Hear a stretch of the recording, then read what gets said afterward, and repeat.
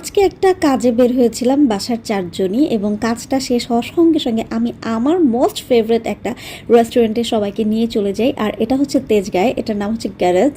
So এটাতে আমি প্রায় সময় যাই বিকজ ওদের এখানে চা এবং বাকরখানি সেটা আমার মানে খুবই পছন্দ।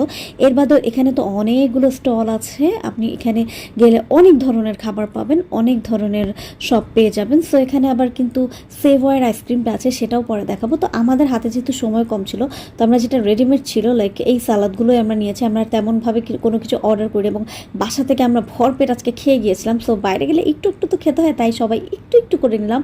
আমি তো বেশি খেতেই পারিনি বিকজ আমি বাসা থেকে এক গাদা গরুর মাংস আর ভাত খেয়ে গিয়েছিলাম।